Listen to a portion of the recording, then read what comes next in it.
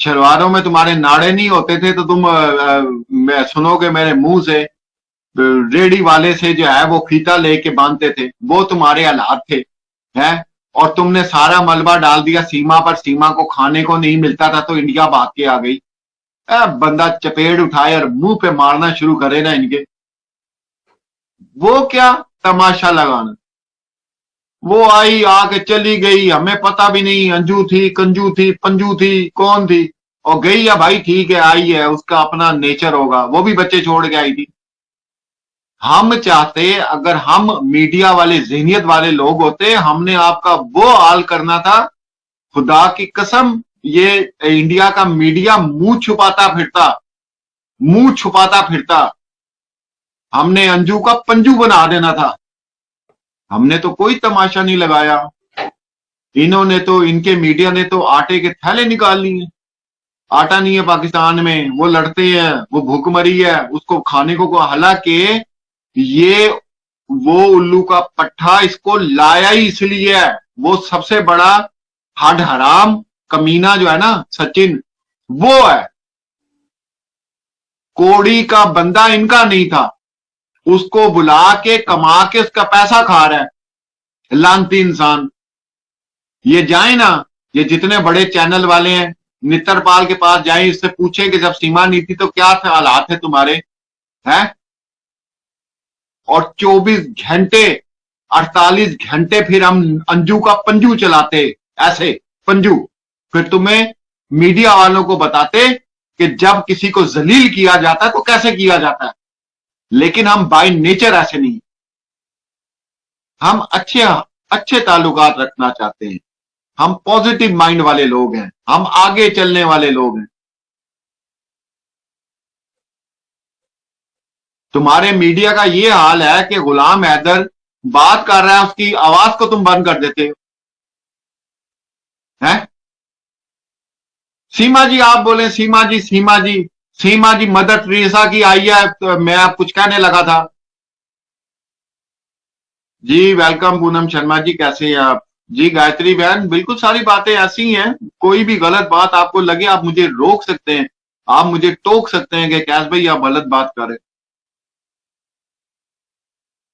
वो अपना इसी तरह वो जो विंग कमांडर थे, क्या नाम था उनका, अभिनंदन, वो आए, उनका कोई हम लोगों ने तमाशा नहीं लगाया, हमने कोई किसी किस्म का कुछ भी नहीं किया।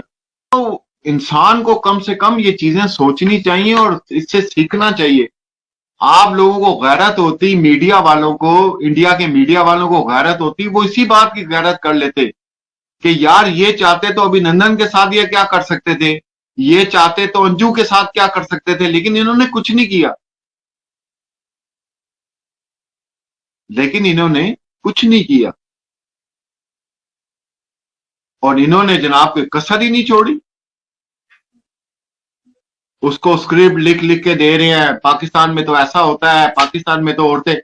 और इस उल्लू की पट्टी को बताएं कि इस वक्त पाकिस्तान की जो खवातीन है ना, वो टेक्नोलॉजी में क्या क्या काम कर रही हैं और कहां तक पहुंची हुई हैं। आर्मी क्या, पुलिस क्या, कोई शोबा नहीं है जिसके अंदर औरत हमारे शामिल नहीं है, और अच्छी अच्छी पोस्ट पे और अच्छी अच्छी जगह पे बैठी हुई हैं। तू तो थी मरासन नाचने वाली,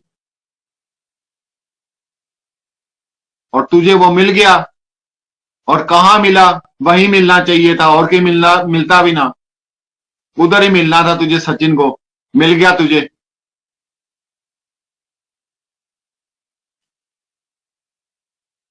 तो इन सारी चीजों का मकसद ये है कि आपको कम से कम, कम से कम इन चीजों का ख्याल रखना चाहिए कि जो एक अच्छा गेस्चर पाकिस्तान से आपको दिया जाता है, आप कम से कम उसका पास रखें। आप कम से कम ये कहें कि हाँ यार इन्होंने तमाशा नहीं लगाया।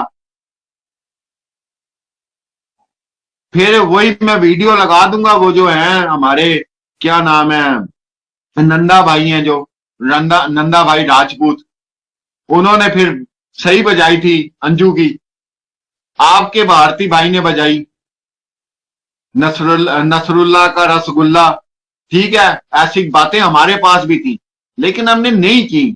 हम नीच, हमारी सोच नीच नहीं है, करेक्टर लेस लोग नहीं है हम लोग। हम लोग जानते हैं इज्जत क्या चीज होती है, और अगर कोई गलती हो जाए किसी से, तो उसका मतलब ये नहीं कि आप पूरी दुनिया में उसका तमाशा लगा के रख दें। मैं लॉजिकल बातें कर रहा हूं, लॉजिकल।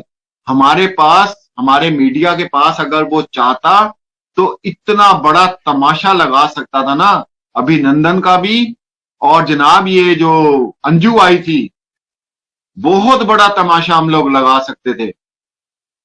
लेकिन क्या जरूरत है, एक औरत है, उसके लिए आप पूरे इंडिया भारत को गंदा नहीं कह सकते भाई।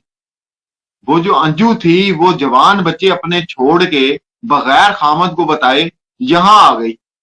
सेम उसी तरह स्टोरी है यार, सेम सीमा वाली स्टोरी है। लेकिन आप यहां पर पाकिस्तान का किरदार देखें, यहां पर आप पाकिस्तान के मीडिया का किरदार देखें कि उन्होंने कुछ जलील नहीं किया पूरे मुल्क को, या किसी भी मजहब को लेके उसको जलील नहीं किया भाई। वो आई, उसको जगह दी, जो भी उसने मिलना था, मिलाना था, जो भी करना था करके वो आराम से चली गई।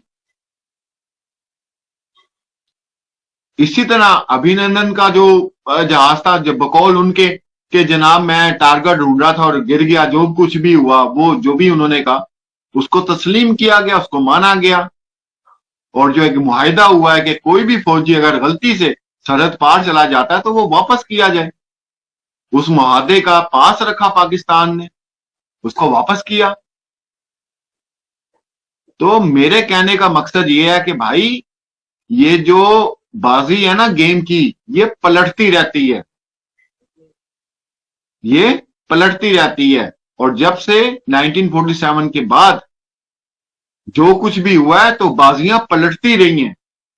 तो अगर ये बाजी साइड पे आ गई, तो आपने याद रखना है कि 2 साल पाकिस्तान से कैसे गले फाड़ फाड़ के हम बोलते रहे हैं कि यार मेहरबानी करो, यार मेहरबानी करो। कैसे एक मजबूर बाप रोता रहा है चीखे मार मार कर अपने बच्चों के लिए। ये याद रखना, फिर आपने भूलना नहीं है। हाँ, भूलने हम नहीं देते, भूलने नहीं देते हम, याद रखें भी। साफ केस है, कोई इसमें दो नंबरी नहीं है भाई। इनलीगल आई है, किक आउट करो, भेजो, बात खत्म हो गई है। किसका इंतजार कर रहे हो?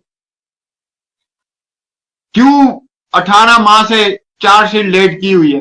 क्यों गुलाम हैदर का वीजा रोका हुआ है? ये बातें मैं कर रहा हूं, ये तो मैं कर रहा हूं ना, लेकिन दुनिया सोच रही है। दुनिया के क्या ख्यालात हैं मीडिया के लिए इंडिया के, वो भी आप लोग बहुत अच्छी तरह जानते हैं। एक बात को बढ़ा चढ़ा के, दूसरे को जलील करके, ठीक है, और सीमा को टारगेट करके पाकिस्तान को क्या कुछ नहीं कहा गया। पाकिस्तान से भगोड़ी आई, पाकिस्तान की भिकमंगी आ गई, पाकिस्तान की फना आ गई, पाकिस्तान की ये आ गई। हम एक जुमला बोलें अंजू के लिए, सिर्फ एक जुमला, वो आपसे बर्दाश्त नहीं होगा। और उसके साथ हम टारगेट फिर करेंगे इंडिया को, अंजू के साथ, ठीक है ना? फिर आपसे वो बर्दाश्त नहीं होगा। फिर आप लोग क्या कहेंगे, आपका मीडिया, आपके लोग क्या कहेंगे, इसमें इसमें इंडिया का क्या कसूर है?